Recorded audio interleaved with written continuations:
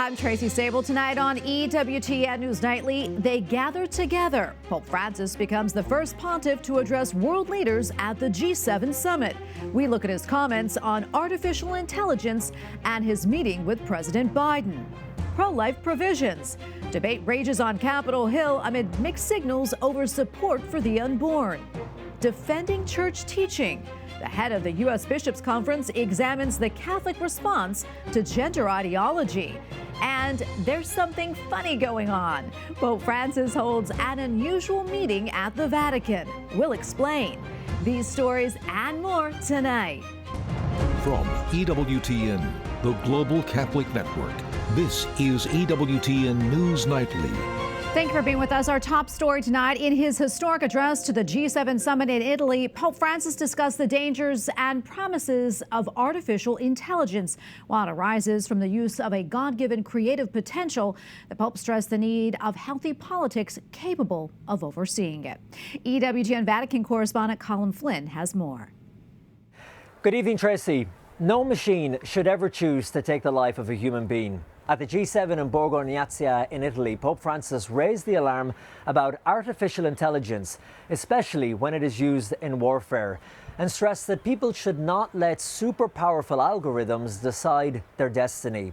He warned world leaders that while AI could be both terrifying and fascinating, it needs to be monitored carefully to preserve human dignity and life. The Holy Father did point out that AI could be used in positive ways. It could give people creative tools, could inspire people, it could broaden access to knowledge around the world. When the Pope arrived at the G7, which is one of the largest such gatherings outside of the UN General Assembly, he was warmly greeted by the Argentinian President Javier Milei and received a hug from the Indian Prime Minister Narendra Modi. He got a kiss from Canadian Prime Minister Justin Trudeau, and he had a conversation with US President Joe Biden. Now, when it came to the ethics of AI, the Pope spoke more generally and warned that it could increase the gap between developing and developed nations, and said, quote, "It is up to everyone, especially politicians, to make good use of AI." Pope Francis added that AI would influence medicine, communications, education, politicians, and the workforce. This has been a concern in countries around the world, that AI could take more and more jobs from people, increasing levels of unemployment. The Italian Prime Minister, Meloni, has repeatedly warned about the risks AI poses to the jobs market. In the afternoon, Pope Francis had a private meeting with the US President Joe Biden. The White House said in a briefing that they were to discuss the war in Ukraine, focusing on children who had been forced into Russia, climate change, and the Middle East. At around 7:30 p.m., the Pope left the G7, returning by helicopter to the Vatican. In Rome, Colin Flynn, EWTN News Nightly. Meantime, the G7 meetings with President Joe Biden and other world leaders like Italian Prime Minister Giorgia Meloni did not specifically address abortion, but the topic still surfaced in their final group statement. White House correspondent Owen Jensen brings us that side of the story. Owen. That's right, Tracy. I just looked through that document. It does not contain the word abortion, but make no mistake, it is referring to that, just using other terms that essentially mean the same thing. Now, President Biden has been pushing for abortion expansion since day one of his administration. He firmly believes the issue can help him win the White House again in November. We showed you President Joe Biden, who's pro-abortion, speaking with Pope Francis, who is pro-life. The two also later meeting privately. And on the abortion issue, the G7 final document leaving out the word, but still clearly using abortion-related language, affirming their commitment to, quote, universal access to adequate, affordable, and quality health services for women, including comprehensive sexual and reproductive health and rights for all. Abortion remains a major focus of President Biden's 2024 re-election campaign. Vice President Kamala Harris leading the charge. Yesterday, reacting to the Supreme Court's ruling on mifepristone. This is not a cause for celebration, because the reality is certain things are still not going to change. We are looking at the fact that 2/3 of women of reproductive age in America live in a state with a Trump abortion ban. The vice president and the Biden campaign going full throttle on expanding abortion, even though the president, who is Catholic, does not often say the word abortion himself. Vice President Harris warned about what she called threats to reproductive freedom in America. This ruling is not going to change that. This ruling is not going to change the fact that Trump's allies have a plan that, if all else fails, to eliminate medication abortion through executive action. But at the G7, Italian Prime Minister Giorgia Meloni's government, according to reports, worked to water down references to abortion in the final statement. In Italy, Meloni campaigned on a slogan of God, fatherland, and family, and has prioritized encouraging women to have babies to reverse Italy's demographic crisis. And Pope Francis equates abortion to, quote, hiring a hitman to resolve a problem. Up next for President Biden, it's back to the campaign trail. He now returns to the U.S. to take part in a Hollywood campaign fundraiser. And former President Trump, meanwhile, turned 78 years old today, and he'll hold a campaign event in Racine, Wisconsin next week. At the White House, Owen Jensen, EWTN News Nightly. All right, and for more on the Group of Seven Summit in Italy is Mene Ukabarua, a member of the Wall Street Journal editorial board. Mene, always good to see you. As we heard from Owen Jensen, abortion was not one of the main topics discussed at the summit, but of course it was referenced, and it even caused somewhat of a clash between Italian Prime Minister Giorgia Meloni and French President Emmanuel Macron. What more can you tell us about this dust-up? Absolutely. So it seems as if Prime Minister Giorgia Meloni went into the summit really feeling like she wanted to use her temporary role as president of the G7 to try to temper the language of the communique that the group would put out with regard to abortion. In the end, it does seem as if the final language does refer to universal access to women's health, but it doesn't use the word abortion. And Emmanuel Macron, who is going to be contending for election very soon, within the next couple of months, seemed to take this as an opportunity to try to burnish his own credentials in front of his pro-choice audience back home. And so he criticized Giorgia Meloni for stripping this language, suggested to Italian reporters that France doesn't share your values when it comes to moderation on abortion. Meloni defended her actions and said that in the end, what she said in the final communique was consistent with the language from last year, but it does seem as if in very subtle ways, these two leaders are trying to jostle over the fine details about how emphatically the G7 is going to espouse its dedication to abortion rights. Yeah, and there was also some criticism over support for LGBTQ people, or what some had felt was a lack thereof in Friday's communique. Mene, what was the issue there? Well, it was a very similar story. If you look at the communique that came out after last year's G7 in Hiroshima, the language about advancing LGBT rights was very explicit, whereas this year, under the leadership of Prime Minister Meloni, it was a much more moderate, more tempered statement. And so this is something that Macron also alluded to in his comments to reporters, and something that goes against the general direction of the G7, which tends to be very progressive and tends to see human rights as being totally bundled up with promoting an LGBT agenda. But that is very much not what Meloni ran on back home in Italy, and she wants to use her leverage to moderate their language. Yeah, and meantime, one of the top issues, and the first one discussed, was migration and ways to combat human trafficking, and also investment into the countries where the migrants are coming from, like Africa. Talk to us more about that, and what type of consensus, if any, did the world leaders come to? Well, it was bound to be one of the big topics of the summit because almost every country in the world, and particularly in Europe, is dealing with large migration crises. A lot of these leaders, particularly Macron, have had a big political hit because of their inability to deal with it. And so they knew they need to put out some statement, but many of them are actually very soft on the issue, are unwilling to actually take bold action to restrict illegal migration in the countries. And so what we got was just a commitment to invest in some of these countries where migrants are coming from, with the hope of improving the financial circumstances of those countries and giving less of an incentive for people to come in the first place. I think it's unlikely that there will be any real concrete action that comes out of it, but they knew that they wanted to go home and be able to say that they pledged to do something about the problem. Yeah, Mene, with the summit wrapping up tomorrow, what do you think are the big takeaways from this year's meeting? Well, the biggest really is a reaffirmation of their commitment to help the Ukraine war effort. you did see a pledge from President Biden specifically and from all the nations together that they're going to continue to fund the Ukraine war effort. And they also agreed to seize Russian assets to help finance the Ukraine war effort. And so that obviously is not new. That's been one of the unifying factors of the G7 for the past couple of years.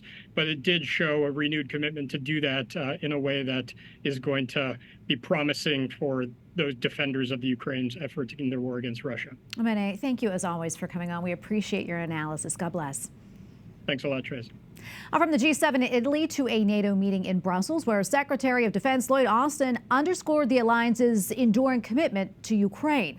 NATO defense ministers discussed a plan involving 700 NATO personnel and partner countries who will oversee the training for Ukrainian armed forces. Since Russia's invasion, two of its nearby neighbors joined NATO amid security concerns. Defense Secretary Lloyd Austin noted this during his speech. Putin's war is not the result of NATO enlargement. Putin's war is the cause of NATO enlargement. And NATO is more resolute and more capable than ever. Meanwhile, Russian President Vladimir Putin proposed an immediate ceasefire if Ukraine renounces plans to join NATO and withdraw troops in Russia. The Ukrainian president dismissed the pledge. Well, concerns on Capitol Hill are growing within the pro-life community that some Republican lawmakers may be backing away from the abortion issue as the election approaches. Others stress success in November may hinge on engaging voters on pro-life issues. Capitol Hill correspondent Eric Rosales joins us now with more. Eric. Good evening. With the 2-year anniversary of the overturning of Roe v. Wade just days away, and with the U.S. Supreme Court's recent rulings and states passing various abortion bans, all this brings up a bigger issue. Is it time for a real debate on when life begins? Some pro-life lawmakers say absolutely. We shouldn't allow the pro-abortion folks to be able to take the field and not be challenged culturally. We should engage and to be able to talk about it. Say, great, let's actually have this conversation. When is a child? When a heartbeat is happening, when they can feel pain, when they're conceived. The Republican-controlled House just passed the National Defense Authorization Act that would limit military personnel access to abortion-related services, ban taxpayer money for transgender surgeries, and more. Extreme MAGA Republicans are trying to, once again, march us toward a nationwide abortion ban and restrict the reproductive freedom of women serving in the military. Our military fighting force is for just that, a fighting force.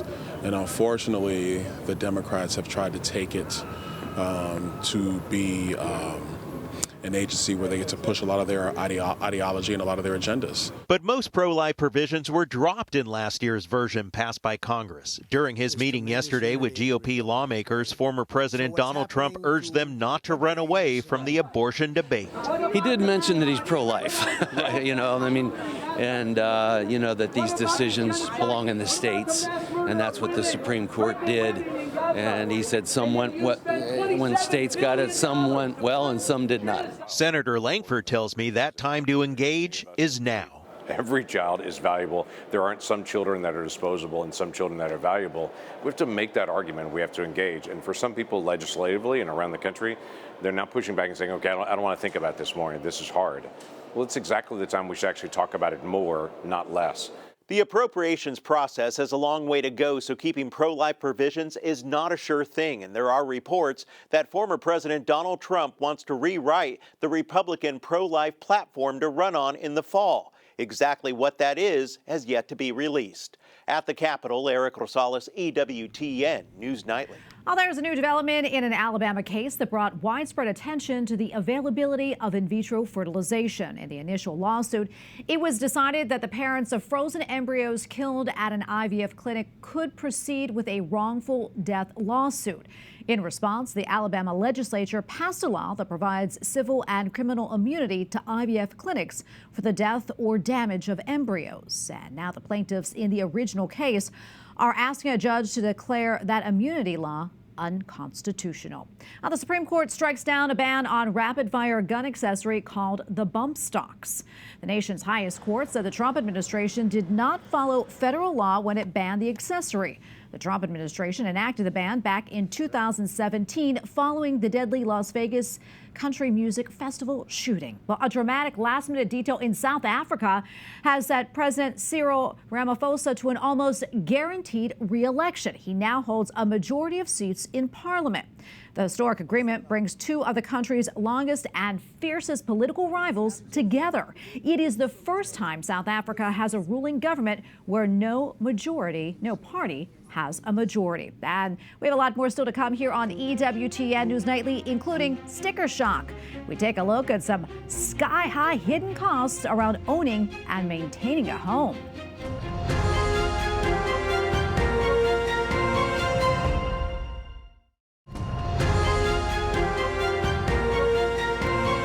Welcome back. A new study is sounding the alarm over the cost of owning and maintaining a single-family home in the United States. According to findings from Bankrate, the price of owning and maintaining a home is now more than $18,000 a year, and that does not include the mortgage. That is a 26% more than it was 4 years ago. So why so much? Well, Bankrate says the hike in hidden costs are due to inflation and an increase in housing prices, as well as soaring insurance premiums.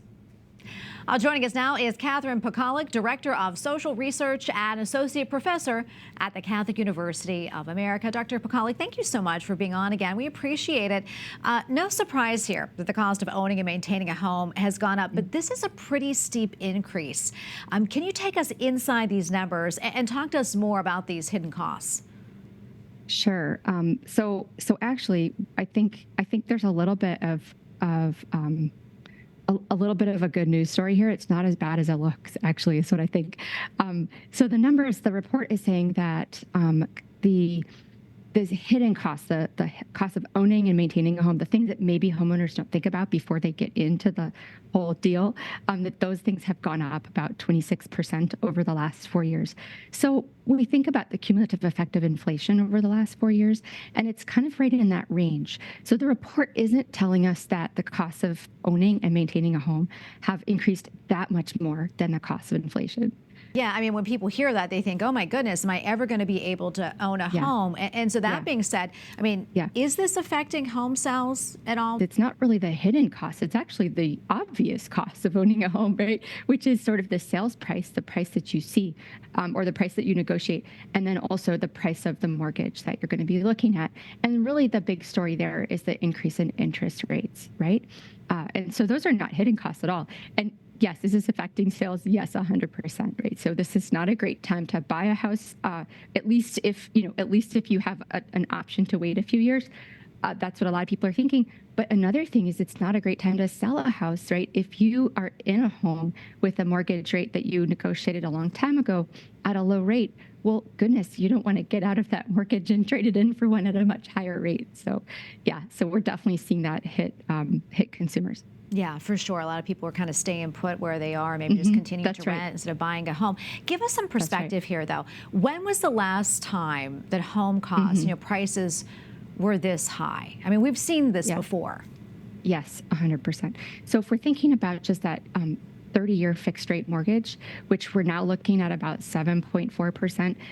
That sounds like ouch, right? Not that long ago, I negotiated a mortgage at, it was like under 3%.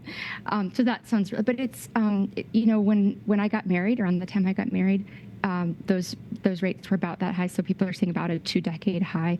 And if we think back into like the late 1980s and the 90s, more, 30-year fixed rates were at that kind of a high. So it's probably more of a story that we've gotten used to being able to borrow money at really, really low rates and maybe even artificially low rates. Yeah. Yeah. Any signs that maybe, prices will come down, interest rates will lower? Yeah. I for an economist, it's always a dangerous idea to speculate or make a prophecy.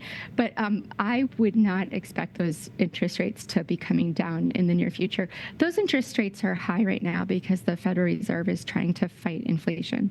And we've seen, much higher than hoped for inflation over the last specifically 2 to 3 years. And at the moment, the Fed has signaled that it really wants to keep things under wraps or kind of keep the economy cool a little bit. It doesn't want to see that those inflation numbers anyway. So I don't see the numbers coming down, the interest rates at least coming down in the near future. Thank you so much, Catherine, for talking to us. We appreciate it. Anytime. Up next on EWTN News Nightly, the path to sainthood. Learn about the possible canonization cause for a nun who witnessed the only approved Marian apparition in the United States. Plus, a routine day at the Vatican as the Pope meets comedians.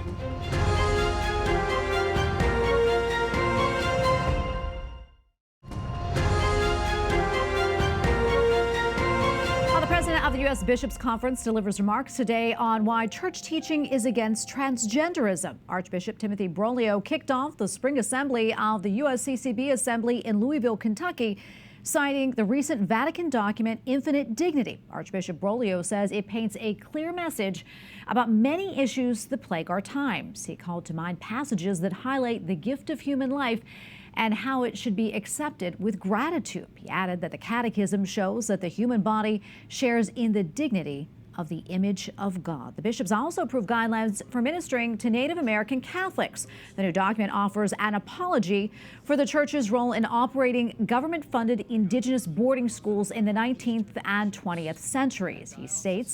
It states that healing can only begin when the church acknowledges the wounds that it caused. As mentioned yesterday, the USCCB is also considering whether to advance on the local level the cause of beatification and canonization of Adele Brise. In 1859, Sister Adele witnessed the first and only approved Marian apparition in the United States in Champion, Wisconsin. Our next guest wrote a book about Sister Adele and Our Lady of Champion. He also says he decided to enter the seminary and become a priest after a visit to Our Lady of Champion when he was in high school.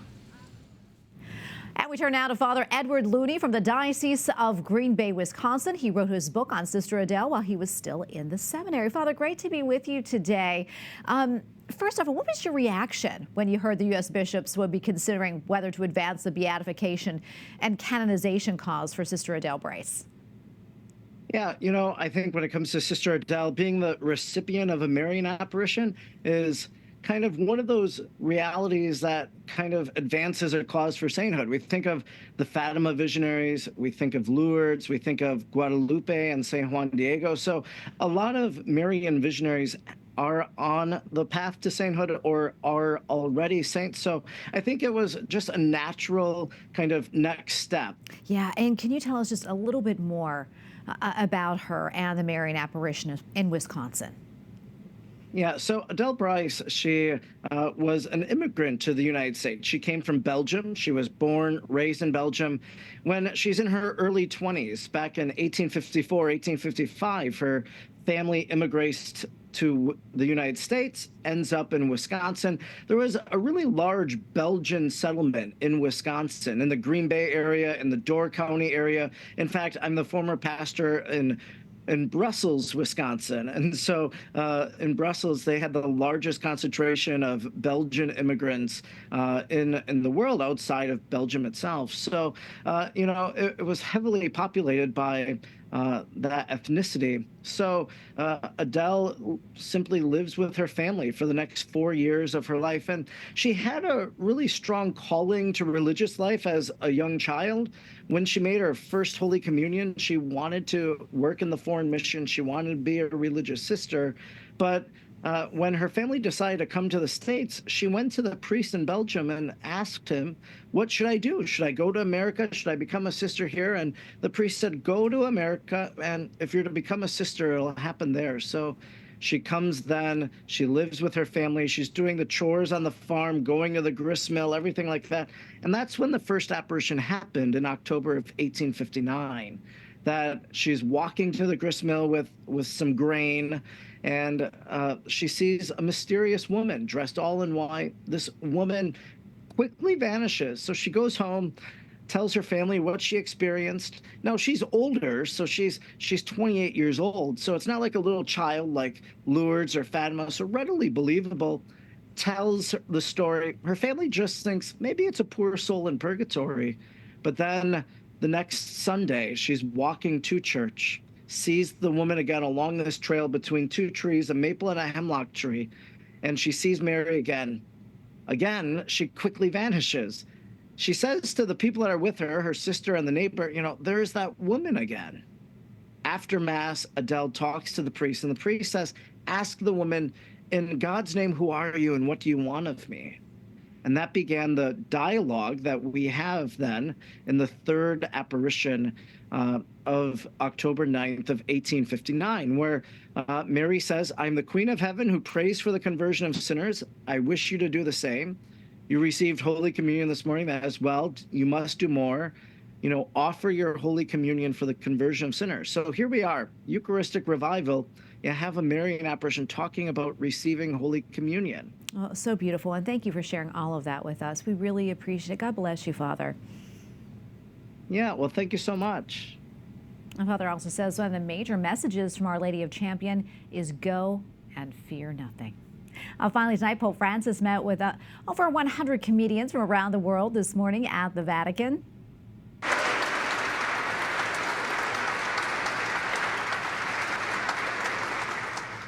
In his address, the Holy Father thanked them for spreading peace and smiles in the midst of so much gloomy news, emphasizing their ability to unite people through laughter. Pope Francis encouraged the comedians to continue to cheer people up, especially those who have the hardest time looking at life with hope. We all need a laugh for sure. And we thank you for watching tonight. Remember, you can follow us on social media, Facebook, X, and Instagram at EWTN News Nightly. I'm Tracy Sabol. Good night and God bless.